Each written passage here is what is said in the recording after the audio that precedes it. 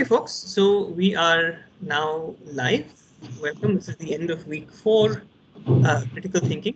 It's a very great pleasure to invite a very old friend of mine, Shujor Datta, who has very kindly come, said he'd be willing to come and talk to us in class. So Shujoy studied philosophy, and that's where I knew him, as in he was a master's student when I was an undergraduate. And after that, for many years, worked in the advertising industry.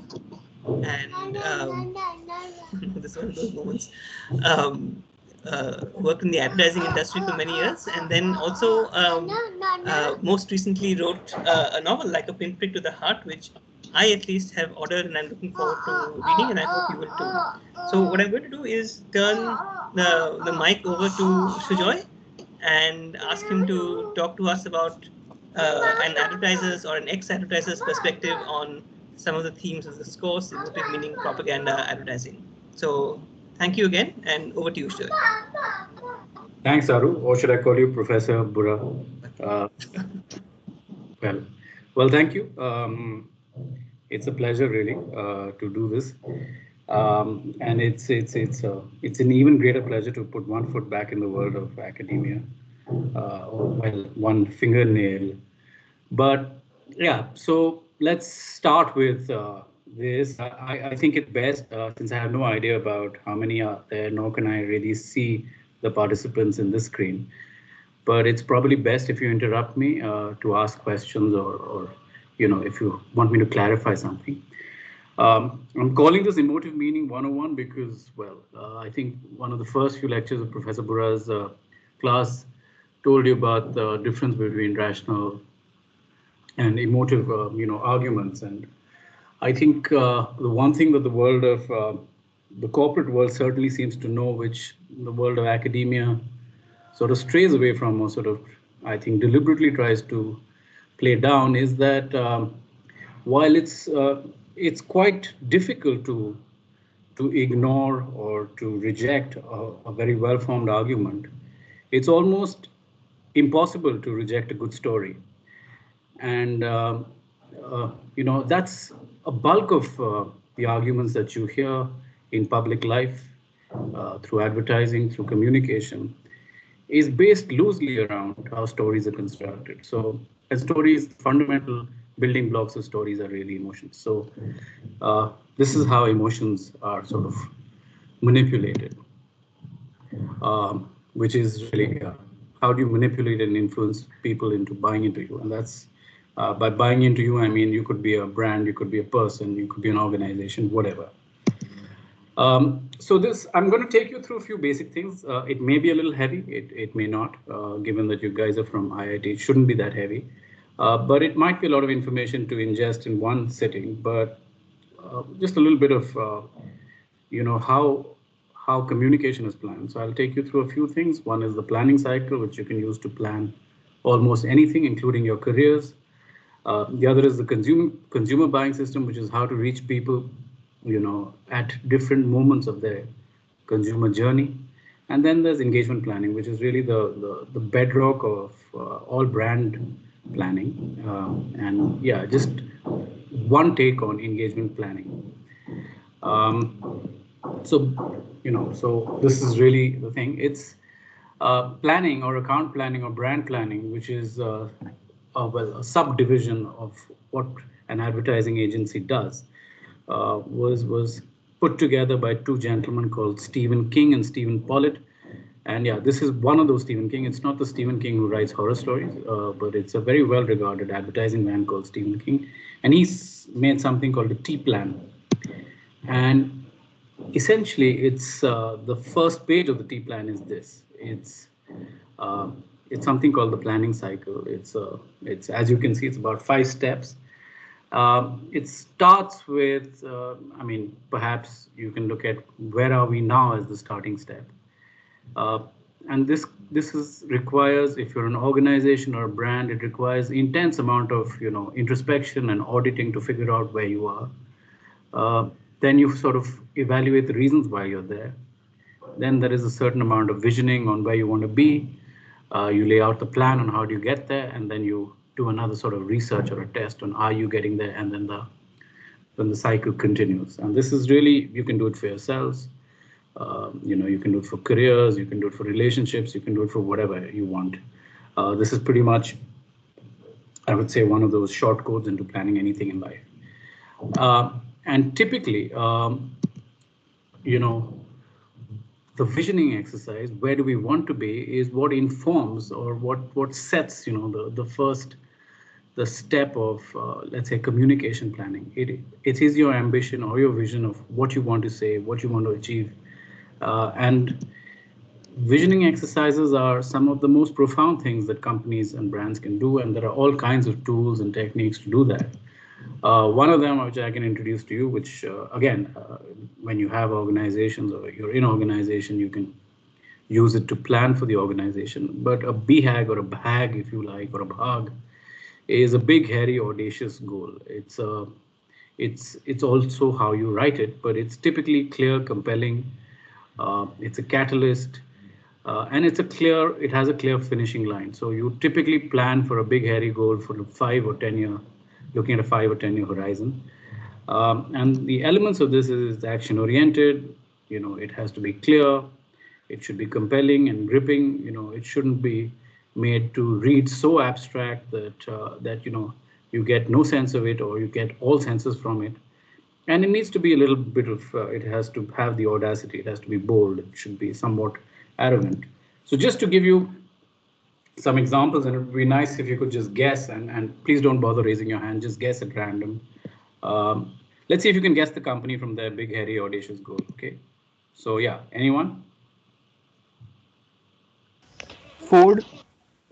Yeah, that's right. It's Ford. GE. Well, okay, the next one. Think of a company or a big brand, a massive brand.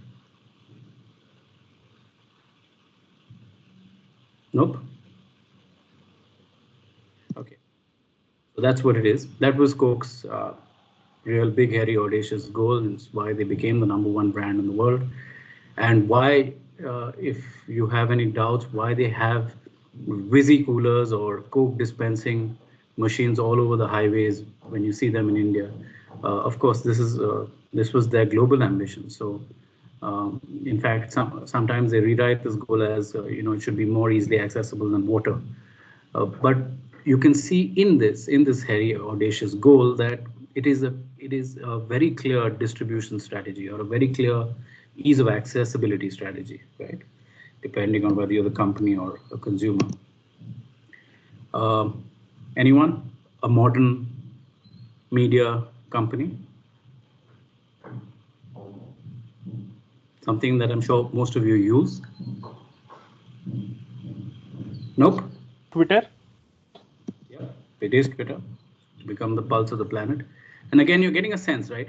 I hope you're getting a sense of the way these goals are written, or it's clear, it's very obvious, it has something of the fabric of the company sort of built into it, and that's really the way things are.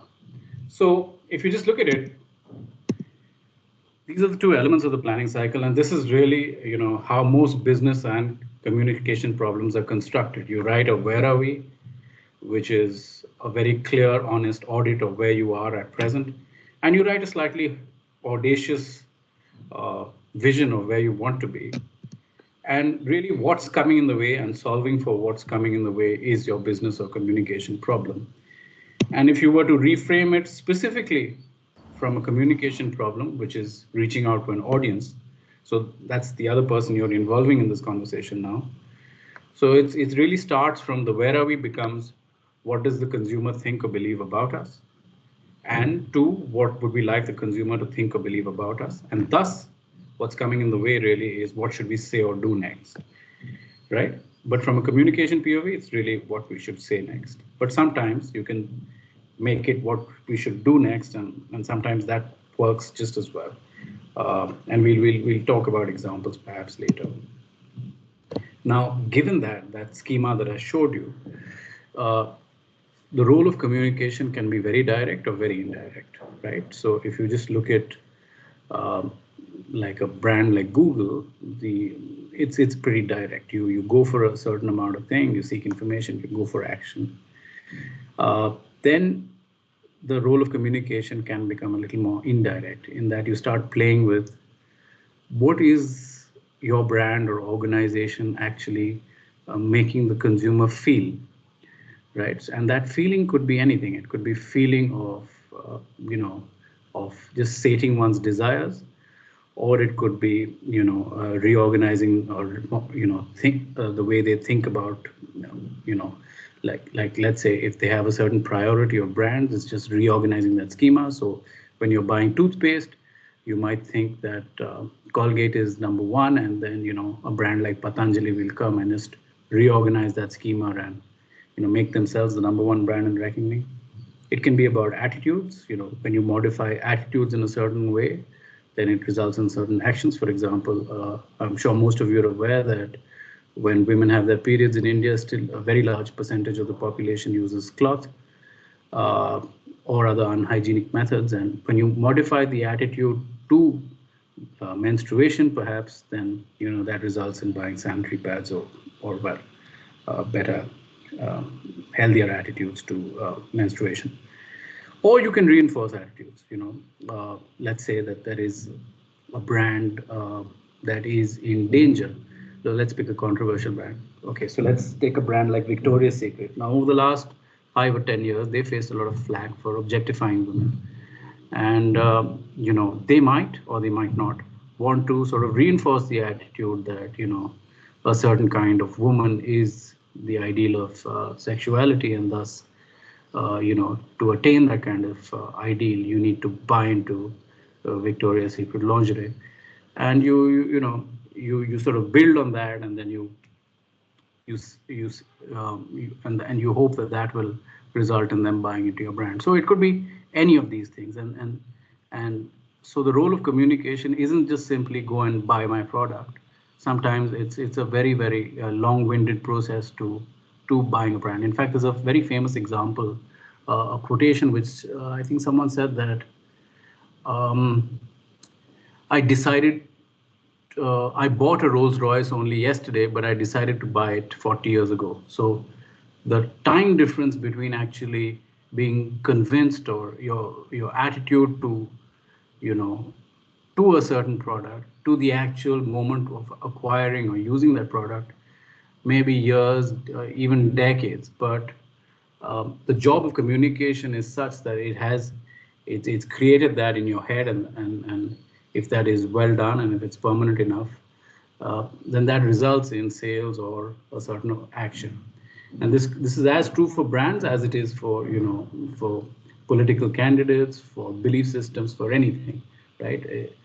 Communication and information works in very subtle ways, in ways that sometimes are unethical, in ways that uses high science. In fact, there's a lot of science that's devoted into creating things like this, and of course things that are typically not in the ambit of presentations like this, which is the role of color, the role of beautiful design, the role of just beauty, surprise, shock, things like that.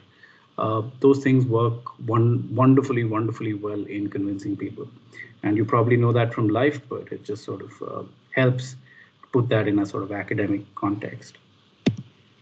Okay. Now, if you've got that, if you've got sort of the bare bones of how communication works, it's sort of interesting to go through the consumer buying system. This is really an imagination exercise in looking at any audience that you might be speaking to. So let's say that you're pitching a new business idea. You could think of your the Shark Tank or the investors or the venture capitalists, whoever you're pitching to, as the audience, or it could be the audience for your brand or product or your organization. It doesn't matter. This sort of system works, across the board. It just requires there to be an audience for your communication. Uh, I don't know if any of you have heard of Google's ZMOT. Have you guys heard of the phrase ZMOT? Would you know what that means? Nope. Okay, so ZMOT, which is a Google phrase, the expansion of that is zero moment of truth. And Google has based their entire advertising model on this, on the principle of zero moment of truth, which is that they can reach a consumer exactly when the consumer is in the mood or in the mindset to buy into your brand or your message, really, right? But loosely, the zero moment of truth is based on the consumer buying system, and this is what the consumer buying system looks like. Again, there are a few elements. There are 5 elements. Five, typically tends to be the sort of the master number for most brand and communication things. I mean, if any of you go into do a business administration, you'll see the number 5 play out a heck of a lot. Anywho, uh, so this has 5 stages: trigger, consider, search, choose, buy, experience, and I'll go through each one of these. Um,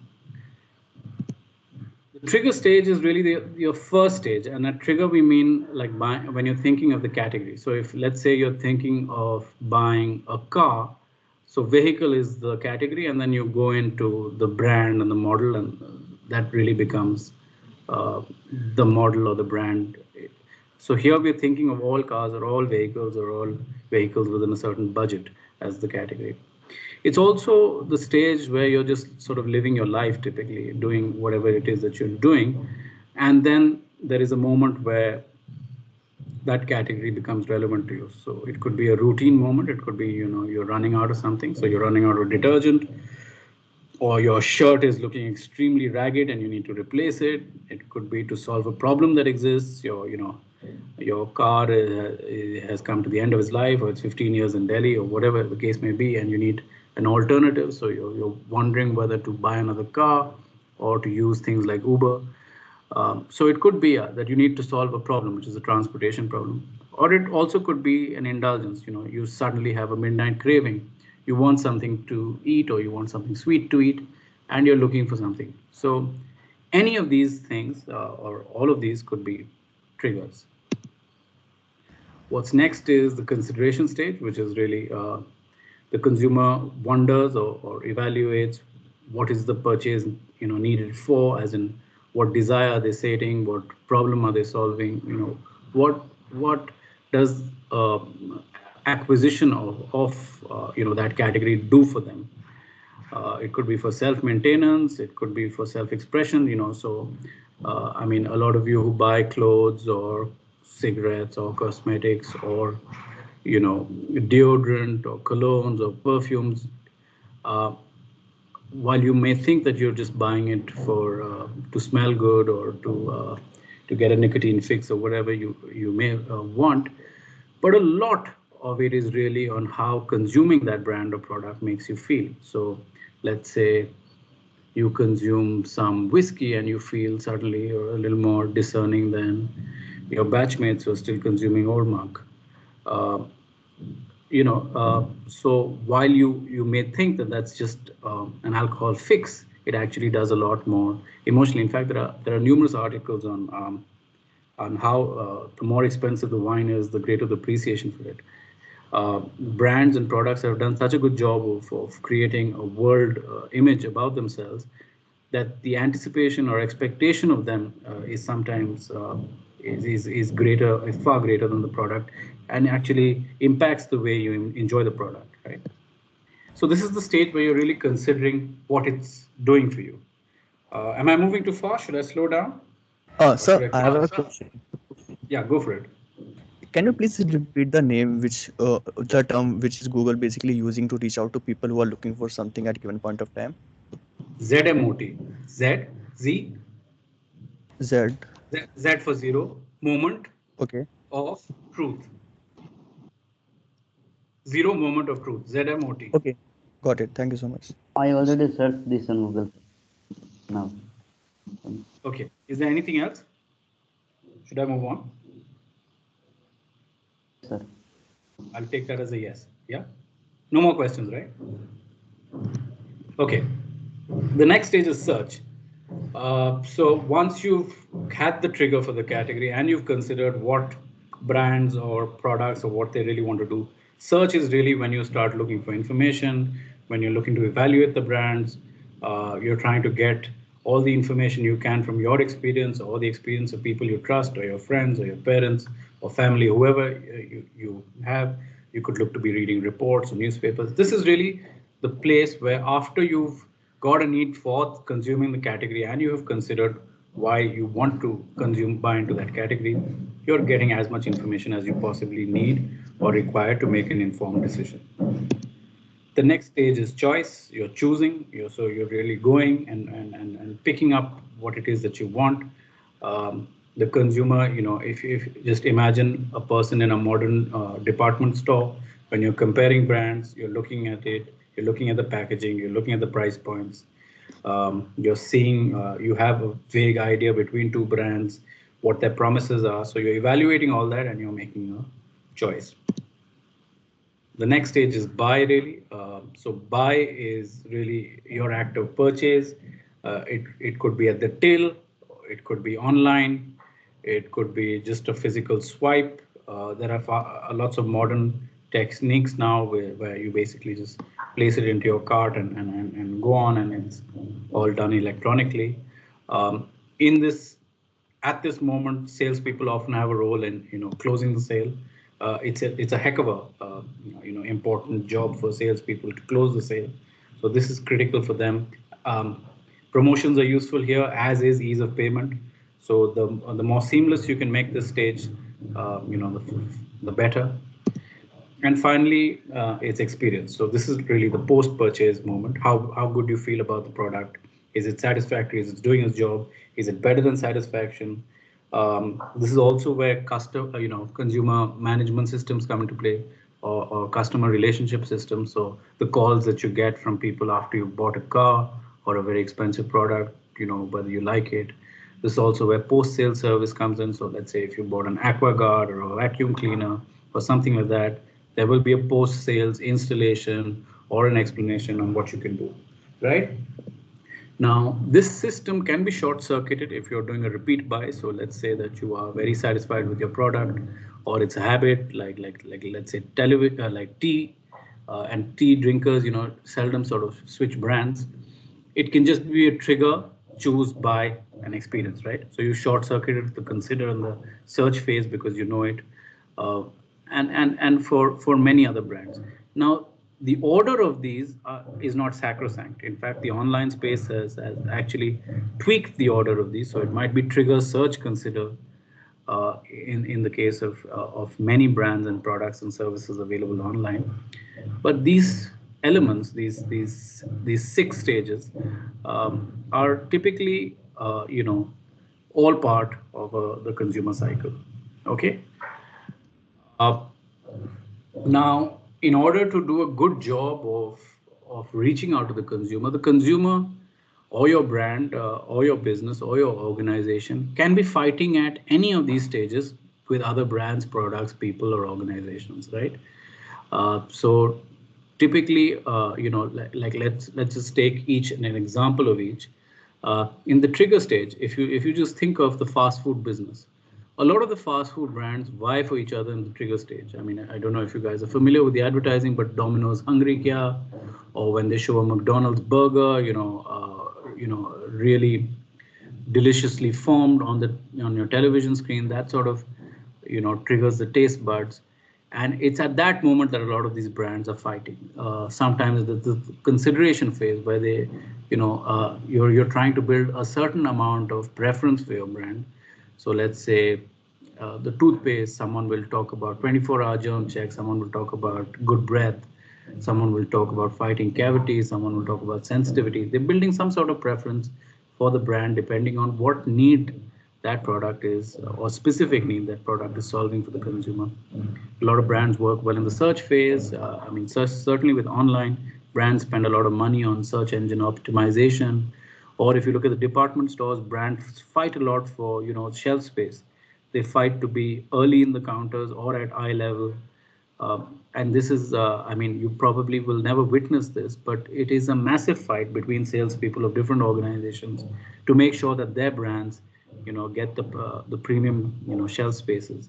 Or if you go to a Kirana store, you will see that people will place an Amul chocolate rack or a Cadbury chocolate rack right in front, or there will be candy right in front, or there'll be a Pepsi or a Coke refrigerator right in front.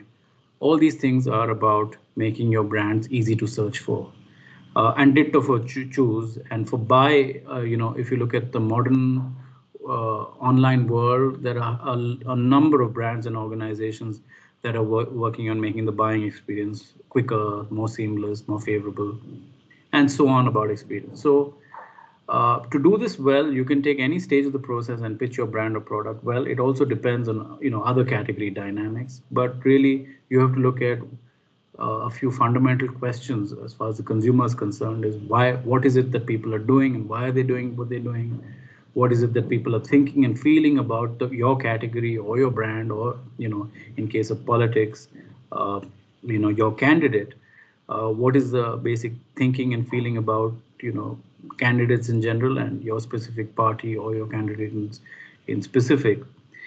Where is the destin, where is this happening? So what is the right place to to inform the consumer such that the information is useful and is instructive. It sort of acts like a fulcrum to to help the consumer or the the voter make up their mind. And then of course generally to look at the tensions and opportunities as far as your organization brand go. What are the typical paradoxes, problems, and needs that people are facing, and how can we help solve them? And when you do all that, and you do look at the stages of the consumer, pitching your message at the right stage often does the job of convincing them or persuading them. Okay. Finally, really, this is really the heart of the matter. The how do you deliver an emotional message, or how do you deliver an emotional story? And if any of you haven't got an interest in marketing, this might sort of whet your appetites. Uh, Really, all communication works on a very, very simple formula. It looks like a typical Venn diagram, and it's really this. It's consumer insight meets unique brand offer, and the alchemy between the two sort of results in a brand idea. So let me give you one way that this is done. It's called this process is called engagement planning. So it's typically you write what the consumer feels or what the consumer might want, and mind you, this need not be articulated on the consumer. So this might be something that the consumer is not even aware of, but you have found this through your research or through your insight, that when I look at the consumer's life or the voter's life, this is the real conflict or the aspiration that's in their heart, and this is what I have to offer, that conflict or aspiration, and only I offer this, or only our organization offers this. And the resolution of that conflict through what I offer is really the communication message or the brand idea.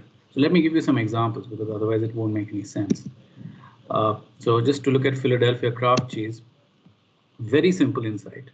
I want to enjoy food, but I worry about getting fat. Now it can't be more, I think, straightforward than this. Now, what does Philadelphia craft bring to the table? They have 25% less fat than butter. So their cream cheese is actually less fatty than butter. And the resolution of these two is really this sin-free indulgence. Now, please pay attention to the way the words are crafted, because a heck of a lot of work goes into this.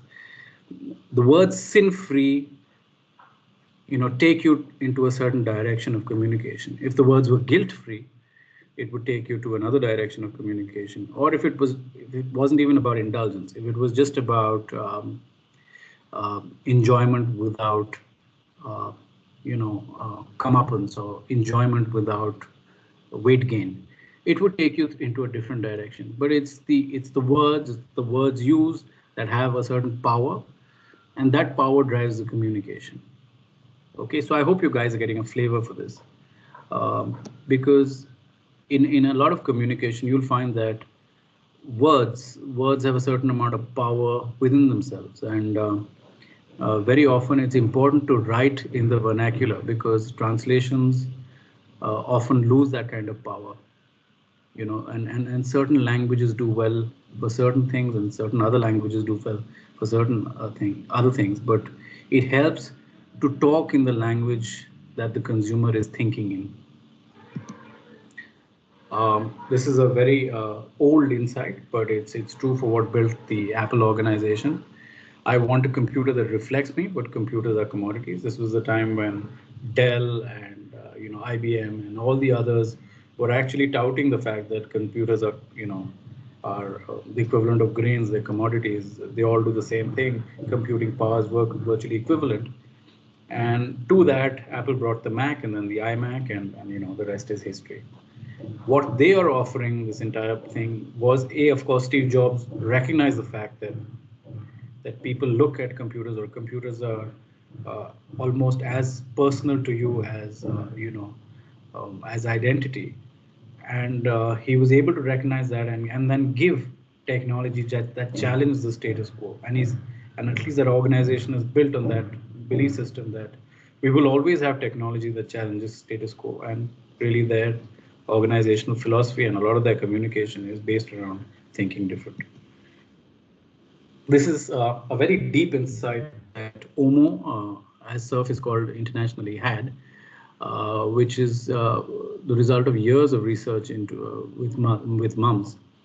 And what they discovered is that mums feel very guilty for scolding their children when they come home dirty, and they realized at the heart of that is an understanding that that mothers have, that children learn best or discover best when they get dirty. When they're out discovering things, they are bound to get dirty, but it comes with the hassle of cleaning their clothes. So what Surf offered them at that time, or OMO, was these washing crystals that knock out even stubborn stains, and thus the philosophy dirt is good.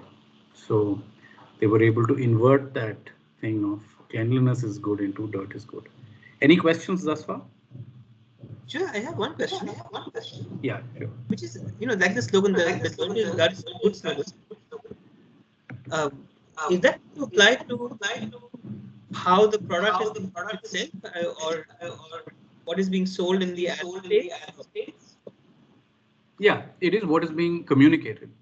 So if you look at if you look at the ad, the first ad, the really famous ad, is where this little girl trips into a puddle of water, and then her elder brother goes and punches the water, and then at the end of it he says sorry bolta hai, and then she's cheered up. But the implication, and then you see his clothes getting really dirty, and then you see those clothes getting washed and clean. But nowhere in the ad is the mom really shown worrying about washing the clothes or things like that. I think that connection is made by consumers that this uniform has to be washed, and Surf Excel is going to do a good job of it. There are many such ads in the series. There are ads where a man has hiccups and this girl squirts tomato ketchup on him and his hiccups stop.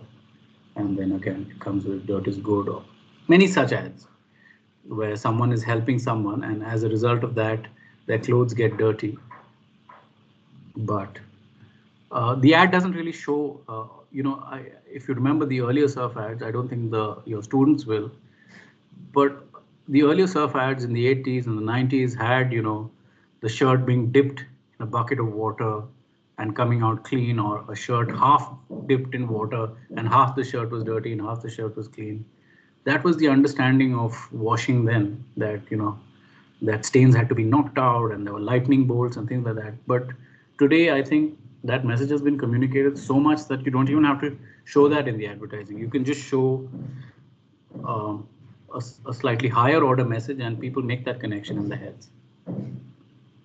Does it answer your question? So what is the difference between branding and direct marketing?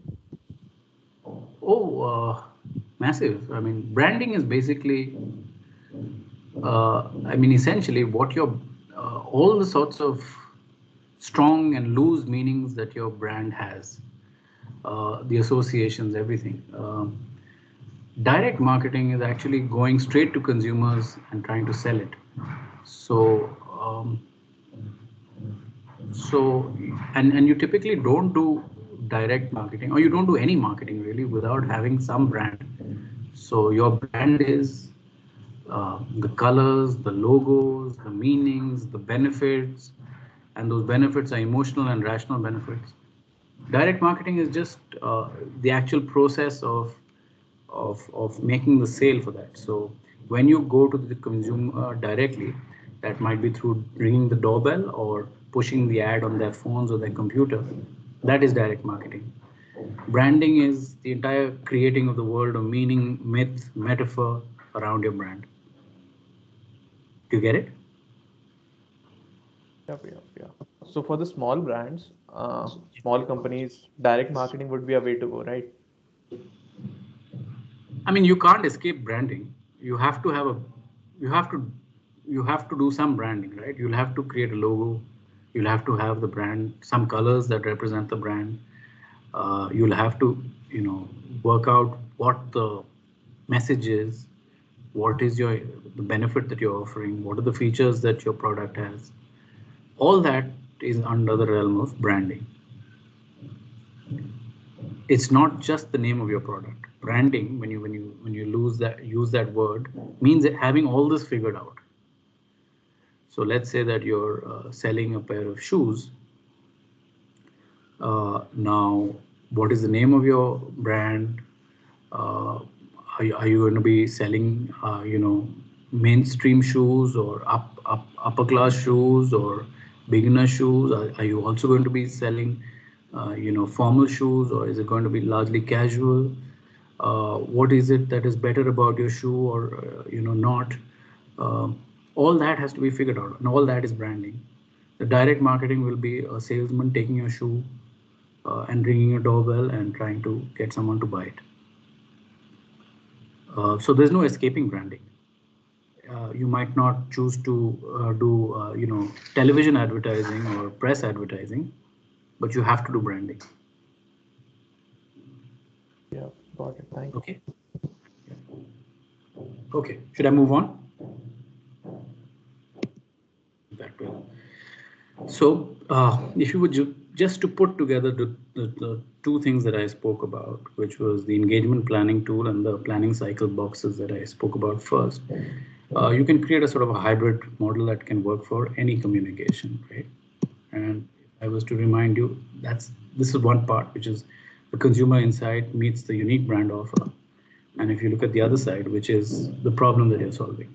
So just look at it as two parts of it.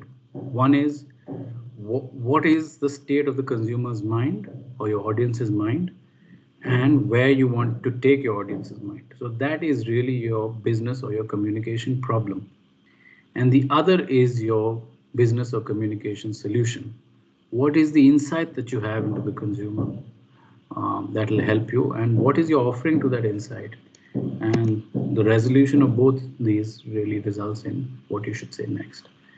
Now, I wish there was more science to this, but this is a lot of touch, feel, art, the gut, having talented people working for you who get this right. Sometimes, you might think that you've got an insight, but it's not really particularly insightful. So it's really and to sort of try and put more science into it where there isn't any would be sort of incorrect on all our parts. So this is really the one slide that you guys can keep, which will help you create emotional meaning for almost anything. And this is typically the way the world of emotional meaning is created, which is completely different from. So when Professor Buddha spoke to me, I said that what I do or what I have been doing is that a diametric opposite from what your course seems to be about. But he felt that that would be instructive because it helps you all see just how much work goes into convincing people into not looking at the rational elements of the argument, but looking at all the emotional and symbolic clothes that the argument sometimes wears. Uh, so it makes it extremely difficult to strip away. I mean, in some of the readings, and I looked at some of the readings, it's quite easy to strip away the emotional meaning from the rational meaning, or the emotional power from the rational argument. But when you start looking at more complex arguments, then it gets quite difficult to remove all the emotional power. Um, So I'll take you through a few cases that might be interesting. And we'll start with a controversial one. We'll start with Fair and Lovely because just for that reason, it is controversial. So I'll play one ad. I hope you all have seen the ads and you'll get a sense of it. Have you all seen the ads? No? Okay, we'll play one ad. The others are much the same, and you should get a sense of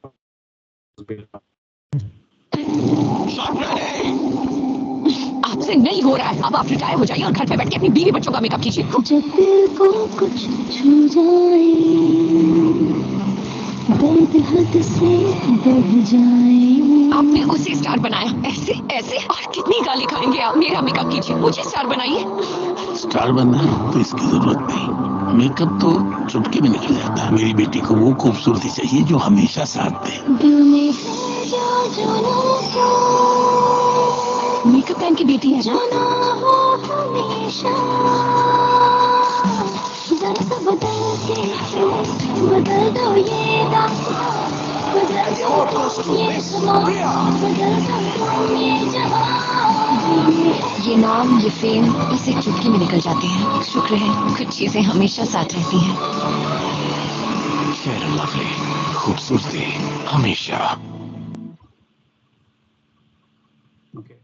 You guys like the brand, dislike the brand? Any quick reactions? Nope. Okay, let me give you some draws. Yeah, sorry, go on. Oh, I said I'm seeing lots of positive emojis. I'm not sure. Okay. Sir, So let me just tell you now. Fair and Lovely is no longer called Fair and Lovely. It's called Glow and Lovely. Let me also tell you some like basic category dynamics. In India, the basic moisturizing cream is a whitening moisturizing cream, right? So whether it's Pond's, Lakme, Glow and Lovely, any such, I'd say 60% of all moisturizing creams are fairness moisturizing creams. Now, Fair and Lovely gets a lot of flack because of the name, right? And also the implication, fair thus lovely, and they were wrong, I think, to reinforce a certain class stereotype. I wouldn't call it race stereotype because in India, race isn't such a thing. I mean, unless you look at the north-south separation. But even then, I mean, people are not typically comparing themselves racially, within cities. But it is certainly I mean, fairness seems to be a class marker, and they were reinforcing a sort of a negative bias, but this brand continues to be huge, and it just shows that even on a sort of what we consider ethically a negative emotion or a reinforcing an unhealthy stereotype, you can build a massive brand. And a lot of women have written to Fair and Lovely with really remarkable letters saying how their lives have been changed. That they have more confidence, that they've got better jobs and what have you. So when Fair and Lovely did the research, so initially the brand was based on marriage. Again, this is stuff that your parents would probably remember, but one of the first few ads had Juhi Chawla, who was of course made up to look slightly dusky, and then she uses Fair and Lovely and she becomes pretty and she gets the groom of her choice. So it was based around marriage, and that kind of narrative seemed to have lived its life. So when the brand was in danger of stagnation, they did a lot of introspection, and they found the sort of insight that worked or would work for them for the next 10 odd years. And the insight that they arrived at was this, which is my skin complexion determines my destiny, but I want more. So really it was like the way it was articulated by the researcher, who's a very well-held researcher. She said that my genetics informs my destiny, but I want to break out of that. And by genetics, she meant skin color. And that really seems, if you still look at India, a large number of problems still seem to be that your family or your inheritance determines how your life turns out. So it is a very, very potent space for a brand to operate in. And to this, they offer really fairness in 6 weeks, and really the insight the brand message that Fair and Lovely communicates still does in a lot of their ads is destiny unbound. So, you're trapped in a certain circumstance or a certain reality. You want to be a commentator or an actress, or you want a certain job, but there is a certain bias against the way you look. And then in 6 weeks, you suddenly look like a different person, but your internal makeup is still the same, and your destiny is now unshackled. Right. So that's again, I will just sort of draw your attention to the words used. The words are what gives the communication the power. If it wasn't destiny unbound, or if it was get what you want, the brand might not have been able to do such persuasive communication over the years. Okay, I'll just show you a couple of ads. The aim of this was really to give you a sense of how communication messages work in different ways, and with the hope that you will be able to deconstruct the insight and the unique selling proposition at the end of this. So I'll just show you ads. This is just to really whet your appetite, and you can sort of try and deconstruct this on your own. Okay. In India, nobody talks about periods. It's treated like a bad word, a curse. What's worse, as soon as they hit puberty, girls are introduced to many different don'ts. Don't worship, don't enter the kitchen, and the most ridiculous one, don't touch the pickle. Almost every home stores pickle in a jar that looks like this. And menstruating women are not allowed to touch this jar, as it is believed if impure women touch it, the pickle will rot. Whisper decided it was time to bust these myths. So we launched Whisper Touch the Pickle, giving women a voice to challenge period taboos. We started with a bold film showing a young woman defying tradition and touching the pickle jar. It opened the floodgates of opinion and debates. It became a platform for women to question, ridicule, and bust these period taboos. At a press event, India's leading Bollywood star almost punched the journalist who termed periods as a problem. Problem? You need to start respecting girls. This became national news, and even Scoop Whoop spread the word. Stand-up comics picked it up. Just by touching it. Just imagine the power of an army of menstruating women. It was even talked about at TED.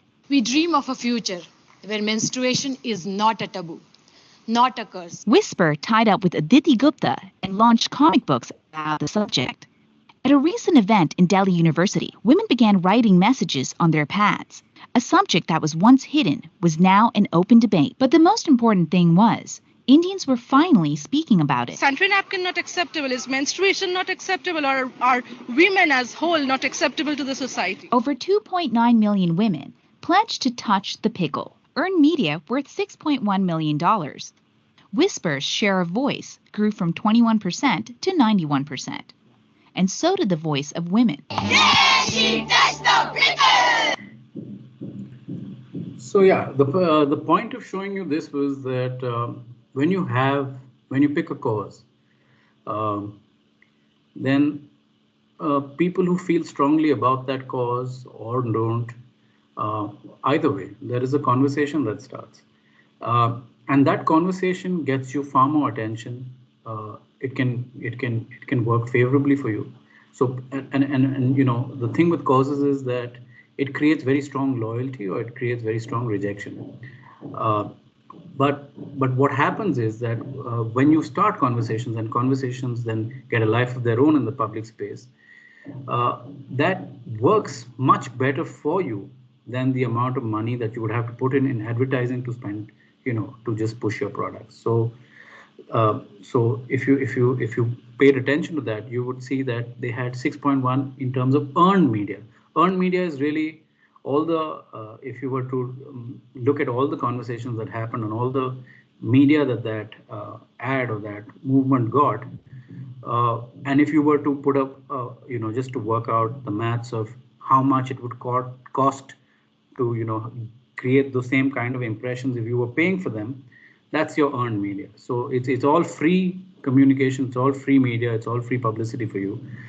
And sometimes it's important, to have sticky, messages or, interesting causes or interesting things to take on, which then create your own, their own sort of life and create publicity for your brands. This also backfires. It backfires tremendously.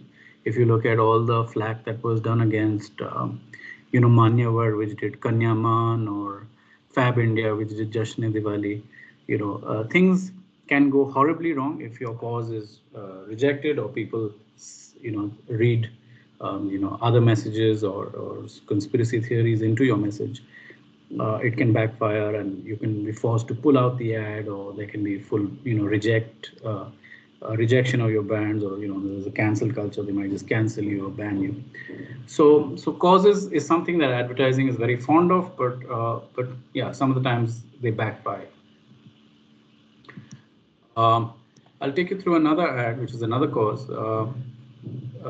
Again, the aim to show you all this is to show you that communication is not always my product is better, or this is the feature that I'm about, or this is the benefit, use me and your teeth will be whiter, or use me and you'll get the girl or the boy, as the case might be. Sometimes it's a little more indirect and complex. मैं पूरन पोली बना रही हूँ, तेरे भाई की favourite.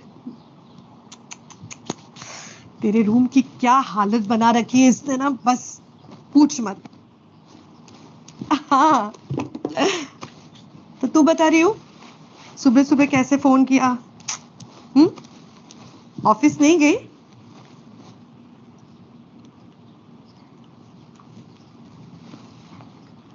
क्या job छोड़ दिया मतलब? अरे ऐसे कैसे? कितनी तरक्की हुई थी तुम्हारी, ये हम भी कितना प्राउड फील कर रहे थे। अचानक ये जॉब छोड़ना, रियू कैसे? क्या हुआ? दीदी जॉब छोड़ रही है। क्यों? पर बेटा शादी के बाद घर के काम बढ़ जाते हैं, लेकिन तू अकेले थोड़ी है। आकाश भी तो है तुम्हारे साथ, वो घर के काम में तुम्हारी हेल्प कर सकता है ना? अरे उसे घर का काम नहीं आता मतलब? ऐसे कैसे नहीं आता?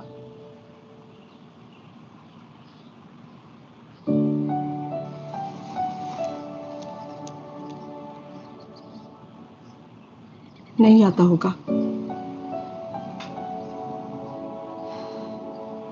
गलती हमारी है। बेटियों को पैरों पे खड़ा होना सिखाते हैं,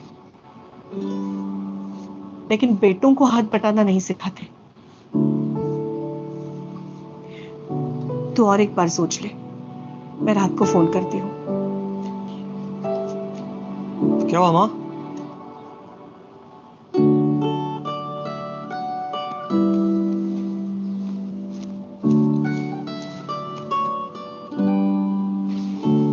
क्या हुआ mom?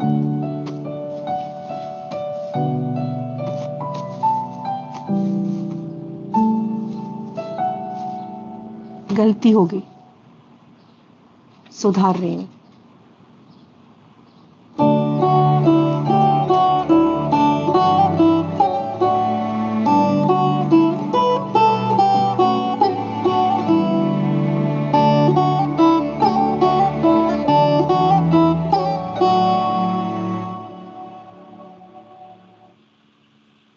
Okay, so another message on gender stereotyping and roles. I think it's a cause that's sort of well tapped. Ariel has been doing advertising consistently on this. They've been winning lots and lots of awards on this. Share the load is a pun, really. It's the load of the household chores as well as a load of washing, which is like the common parlance about, putting a load of washing in or out. And yeah, they were able to tap into this entire imbalance between the genders when it comes to household chores, and washing is one of the household chores, but it is a pretty well documented truth on how much more work women do at homes. And in fact, in this entire work from home or study from home period, It has amplified, certainly. I mean, it has led to marriages breaking up because, the women are, the amount of work at home and then working has sort of amplified their woes. So it is a message, and certainly Ariel's more recent campaign is about working from home and sharing load there. But it just shows you that Ariel is pitched to a slightly more modern audience. So it is pitched to a slightly higher household where such messages are important. This message might not work in rural India, for example, but Ariel is pretty clear on who their audience is, and the washing product, if you see, is the washing liquid, which is a slightly more upmarket, product. It's not the washing powder. And then, of course, it's a cause. So you'll find that because it's targeted at women, making them, feel like they need to stand up for their rights and get their husbands or brothers or fathers even involved chores. It sort of allies with the women, and in that way, while it's not saying buy Ariel, it's sort of building a sense of community between all women who feel like they're getting the lion's share of the household chores. So again, this is a very subtle way of communicating a message. You're building a cohort, or you're building a set of loyalists who agree with your brand's vision, and that loyalty then transfers, or mutates into brand sales. So sometimes brands, don't even talk about the benefits. For example, in this ad, it doesn't say Ariel washes better. It doesn't say Ariel does any of the washing better. In fact, it says nothing at all about the clothes, but it just creates a certain kinship around the same feeling for certain issues. If you're more interested, yeah, you can look at the cases or look at the ads. I'll show you two more interesting ways. The Whopper hack is a really cool way of hacking into the consumer journey, and this becomes more relevant when you look at communication being limited by the amount of money you have to spend in it. So look at it. This is really a nice way of hacking into the consumer buying system. Listen, Burger King, quit messing with my mind. Quit messing with my emotions.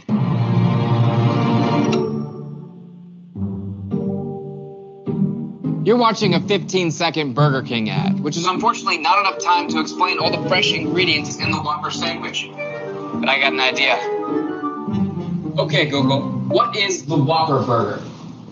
According to Wikipedia, the Whopper is a burger consisting of a flame-grilled quarter-pound beef patty, sesame seed bun, mayonnaise, lettuce, tomato, pickles, ketchup, and sliced onion. The problem is the definitions are coming from the Whopper's Wikipedia page. People trolled the absolute hell out of Burger King by constantly changing what Wikipedia said. Patty made with 100% medium-sized child. And after a few back and forth entries, Burger King eventually restored the original content. Google says it made changes to stop its devices from responding. At first, Google had said it would fix it, and then apparently Burger King released additional ads last night that still trigger it, so wow. Okay, Google. What is the Whopper burger? Oh, it did work. It did work.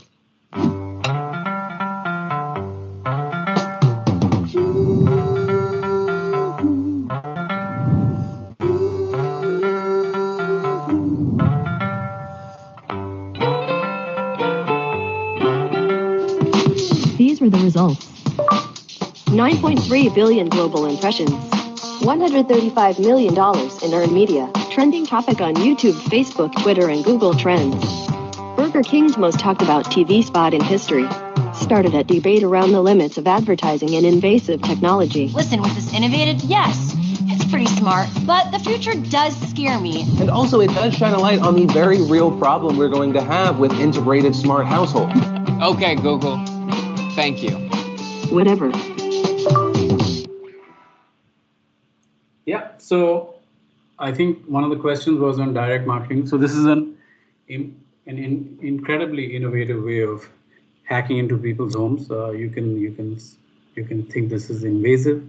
But before they did it, I don't think anyone realized that Google could be hacked like this. Multiple such things have been done over the years. Subliminal messaging has been tried.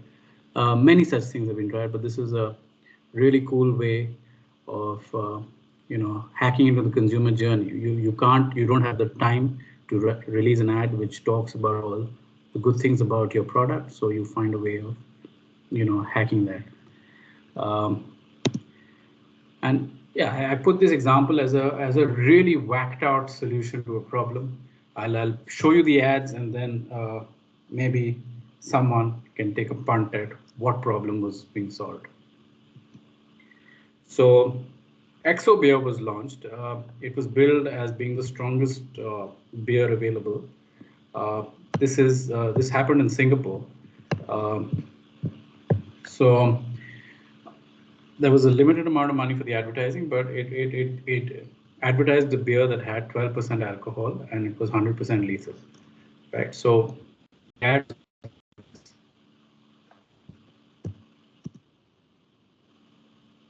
Can you guys all see it? Coming soon. It says XO beer is 12% alcohol and best taken lying down. Available soon in bars with nice, comfortable floors. Okay. The next ads are these, which is basically, if you look at it, people who are down on their floor, their view of the world.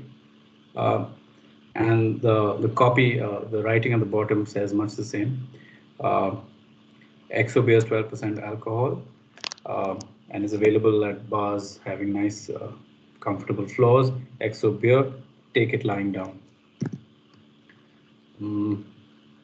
Another ad which is pretty obvious in what it's trying to say. Can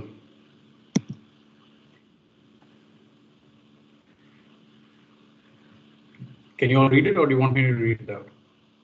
To experience the effect of our beer without buying one, stand behind a policeman's horse, lift its tail and insert an ice cube. In absence of horse, policeman also can.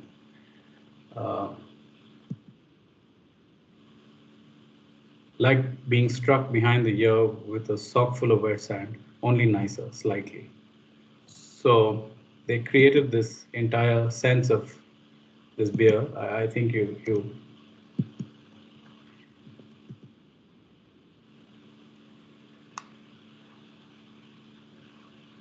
so the aim of this exercise was really, I mean, this beer created a rage in Singapore. It wasn't available. There was a whole lot of demand for it. Consumers, wanted it wherever they went. And it was an attempt made to prove to clients that things like beer and shampoo and things like that could not be advertised on television. So actually, it was a campaign for the Straits Times to attract more advertisers. And when they looked at all the advertisers for Straits Times, they realized that the biggest advertising list that was missing from the Straits Times. Straits Times is your equivalent of Times of India in Singapore. They realized that the biggest missing set of advertisers from the Straits Times were the alcohol brands, and alcohol advertising is allowed in Singapore. And then they realized that the only way to do it was to create a fictional brand called XO Beer. And advertise that in Singapore and show that you could create a great demand popularity for the brand, which meant that advertising works. So this I thought was a nice out of the box way of doing advertising. And that's really it from me. I'd like to, I mean, if you have questions, we can take them now. A good time to sort out some doubts, or if you have any questions or any clarifications. I have one, sir. Yes, please fire away. Yeah. So, sir, if you look at the deal or given deal or given sale process from perspective of a closer who wish to close that deal, and then you say the core of your marketing or core of the pitch you are gonna present to your maybe another business partner to maybe your customer is emotion. You basically project that emotion or that particular vision to the person. But I have seen that in times when you go with the emotion, people prefer you to be on the point, or maybe they want you to exactly go with the go with the content which is making really sense to them. So I mean, where do you remove that subjectivity of emotion, and where you exactly define how much emotion and how much specific you need to be with your pitch or the way you are selling your product or service to the other person? It depends on the audience, and what the audience is looking for. You are trying to stimulate the relevant emotion in the audience. If that audience is looking for cold-bloodedness or a sense of objectivity, uh, then you communicate that sense of objectivity to them. If your Right. audience is going to be overwhelmed by song and dance and theater, and it's sometimes very important to do song and dance and theater, Yeah. then that's the way to go. If you're in a Shark Tank like setting, Mm-hmm. sometimes you're going for confidence more than anything else. In fact, Right. all my friends who are venture capitalists or in that world, they say that essentially they're looking for two or three different things. They're looking for an idea, of course, but many people have a good idea. Mm. They're looking for chief CTO, a chief technology officer, and the credentials and the experience that that person brings, and they're looking for the other people on the team. Right. So they might be saying something to you about your message not being clear and all that. But really, and this you'll see about human beings in general. People buy into people. Yes, messages and all that is important, and it's a way of reading into people. But this instant loyalty or instant communication or instant conviction sometimes comes from a sense of the human being that people get, and most of that is emotion. Uh, a lot of that might be rational meaning as well, and what exactly you have to say. Uh, but it's tough to decode or separate the emotion out from that situation. So I would say that emotion is always a part of the situation. It is what is the relevant emotion. What you are thinking is emotion might not be the emotion in question. It's not always melodrama and high emotion. Right, Sometimes sir. it's flat emotion, or sometimes it's just emphasis on the right things or conviction on the right things. Right, right. And sir, during your lecture, you was raising this point that it might happen that if you identify some customer inside, that might not be really relevant for your product. So if you do the Yeah. back end research while understanding your market segment and your customer specifically, then how would you say that, yeah, okay, this is something which is really making some sense and my money should go on this particular point and should connect it to some slogan or maybe a marketing, the way you're gonna brand your product. So how you basically define and how you basically identify your real customer insights. If I've understood your question is how do you identify who your actual consumer is and what is it that they're looking for? Is that your real question? That you may have a set of people who could be your consumers, but how do you pick your relevant consumers? Correct? I have my consumers in my, like, I have the fair understanding of my customer segment, right? I want to go Yeah. inside their mind, and I want to bring out the necessary point which is required for branding for my product. So how you go about with that? So typically the exercise that you would do if you really know your consumer is first typically for a lot of brands and all there are the consumers is a very large set. You narrow it down to till you've picked, identified who your exact consumers is because you Right. might be the fourth or fifth or 10th or 100th brand and a lot of brands are already in that. So you find a brand that sort of works or you find an audience that is more receptive to what you have to offer. Then Right. what is typically done is a qualitative research. So you call in people who represent that consumer. You break them up into groups, so you do direct interviews. You ask them a set of questions about the category, how they use the category, what they think about the other brands in the category, what are they looking for, and then you test out your brand or your product with them or your communication with them, and you see how they react. And basis that reaction, you tweak your product or your features or your communication and once you have that in place, then you typically do a quantitative research. So you go to a statistically, valid set of people. Usually, market research is never statistically valid, but anyway, Hmm. you typically you're supposed to go to a set of people who are representative of your consumer, and there's a mathematical number to it. And then you test out your communication with them and the basis favorable reactions and all that you Right. you either go through that cycle again, or you put out your message. Makes sense. Thank you so much. Thank you so much. Sir, actually, I was not able to understand the essence of the message behind that exo beer, sir. So could you please just Okay, so what happened was that this is an award-winning campaign by Neil French, who was an iconic advertising man. The problem was that the newspaper Straits Times came to them, to Ogilvy Singapore, and said that, you know, we are not getting enough advertisers, so create a campaign for us to help our to help us get more advertisers, because people are not advertising in our newspaper.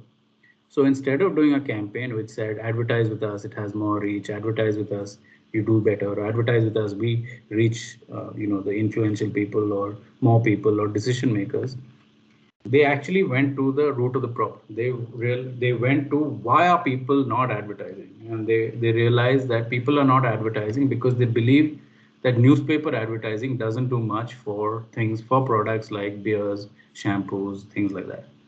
So they said that the only way to actually break this mentality is to give them that newspaper advertising can actually do wonders for a beer brand. So they invented a beer brand, they advertised for it, and there was a huge demand for that beer brand, so much so that they actually created a beer brand. It was an awful beer brand. I mean, it tasted really bad, but they had to create it because the consumer demand was so great. And the proof of that consumer demand is what helped, uh, you know, helped Straits Times get more advertisers of beer, alcohol, shampoos, etc. The proof that press advertising works. Did you get it now? Thank you, sir. It's a roundabout way of advertising, of sending a message across, but it was innovative. Other questions, Ivan? So this is another way to, I mean, another dimension. The indirectness of messages sometimes is another way of convincing people. Sometimes a very indirect way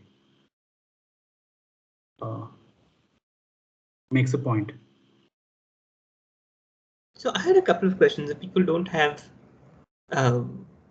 questions right now, there is a We could probably take them in another follow-up if they have further questions. Yeah, so we can also do that. I can have a chat with them, and then we can have a follow-up session. I had maybe 3 questions here, and you should feel free to answer them or not.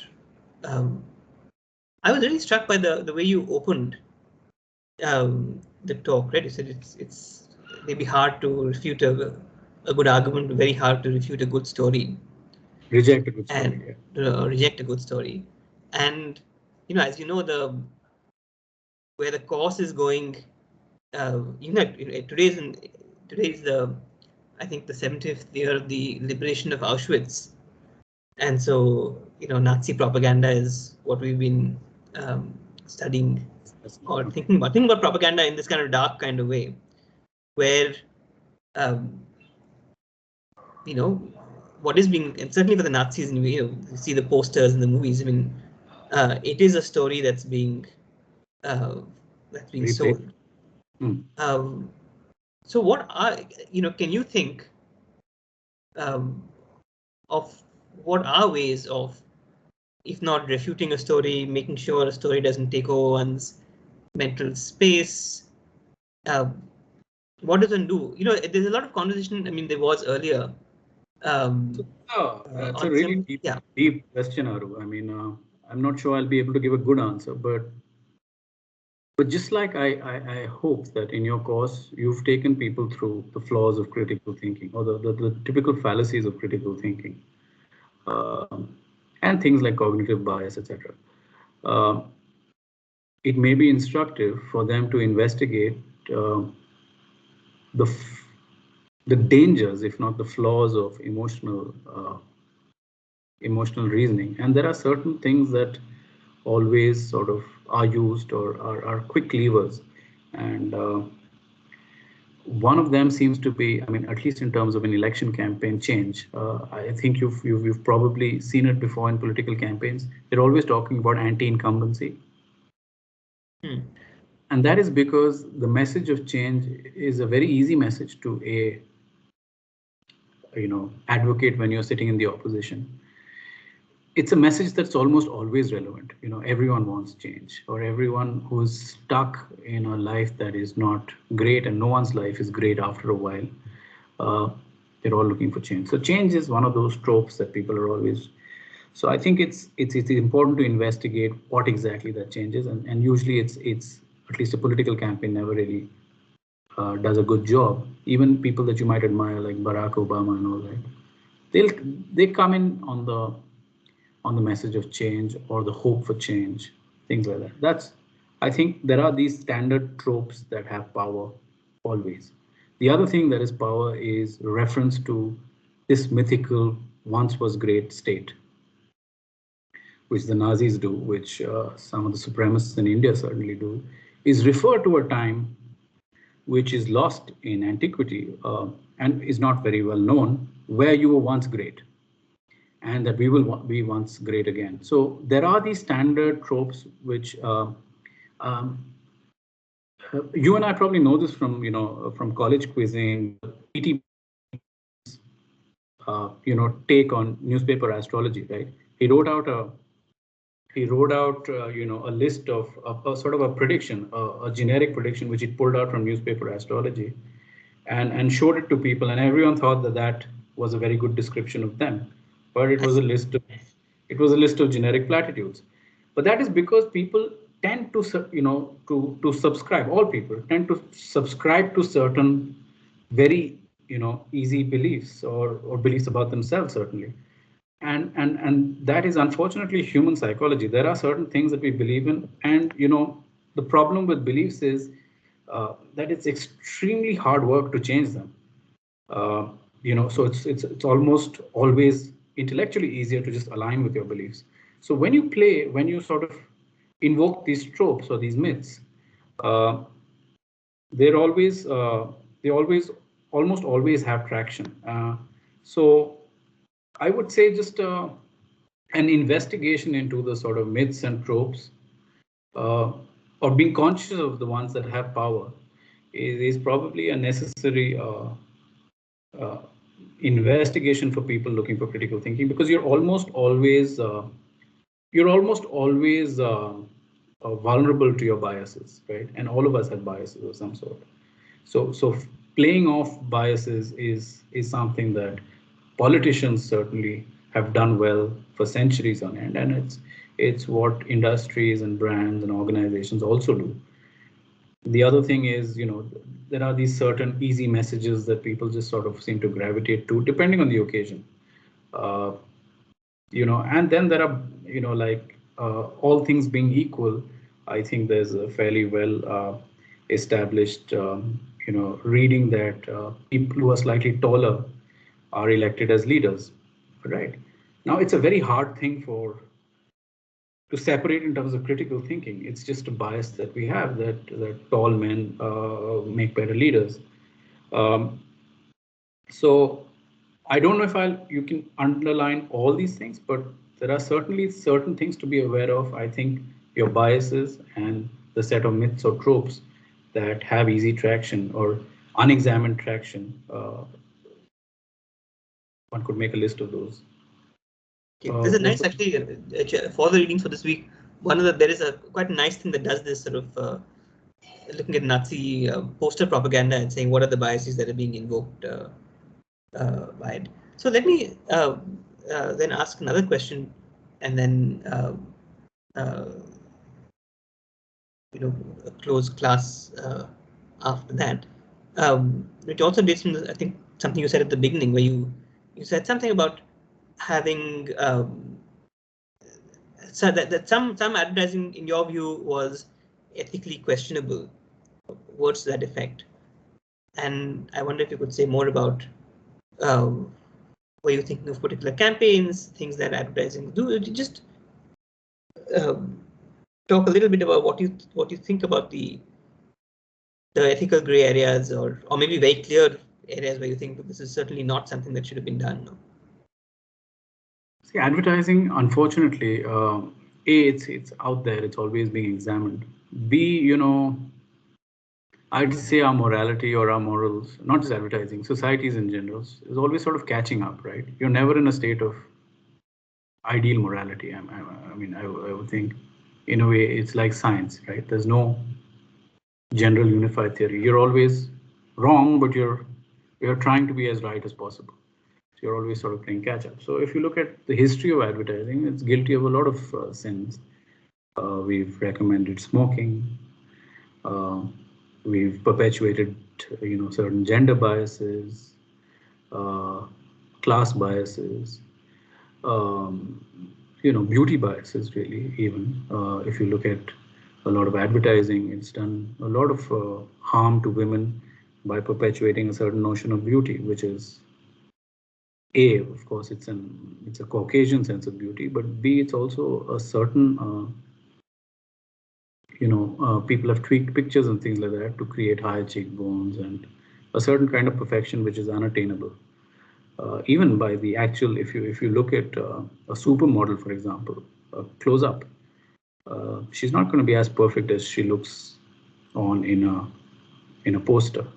That's because she's been touched up, and when touched up, she was made to wear a wig, and there was a lot of makeup done on her, and she was being made to wear clothes that accentuate her figure, and then the entire thing was put through Photoshop or some other software, and then tweaked to remove what imperfections there may have been. So yeah, so there is a lot of this unethical stuff that happens. It happens. I mean, people wish it away, saying that there is a there's something that advertising always calls suspension of disbelief, which is, it's untrue. You know that, even with cinema, it's untrue. A hero can't thrash 9 people. But you're willing to suspend your disbelief because that helps in the story going on, because you want to buy into this kind of fantasy, and yeah, well, examined with hard morality, I would say a lot of this is questionable. But if you're willing to suspend that hard morality, and if you're in for a joyride, or you're willing to buy into the fantasy, a lot of this is stuff that I think people would be aware of. I mean, it's not even, I think people would know when let's say, when people are laughing at a racist joke. I think people know that somewhere this is immoral, but it's a damn good joke, right? So you're in it for the laugh, or the pleasure of the laugh, but you're also sort of, you wouldn't repeat that joke, let's say at work, or outside your WhatsApp group, or in a classroom, but you might enjoy it because I think we have this outward self which has to sort of work within the rules and norms of society, and also you don't want to be you don't want to be guilty side in the public gaze, but in the privacy of our living rooms, we're all guilty of many immoralities, and advertising has been guilty in the public space of those immoralities, I would think. Okay. Well, great. This is really nice. Any reactions? Do people want to say something, or do you want to talk to anyone else? I don't want to. I think at 6:30 we should sort of officially close, in the sense that people who need to leave should leave. Yeah, but I have many questions. So if you want to stop the recording, sir, you can. I mean, okay. Well, we can also schedule a time for questions, or I can certainly respond to Shashank right now. Okay, so I'll stop recording in any case, and people who need to leave should leave. I should probably leave in the next 4 or 5 minutes as well. I have another lecture to go to, but I'm going to stop recording, and I'm going to say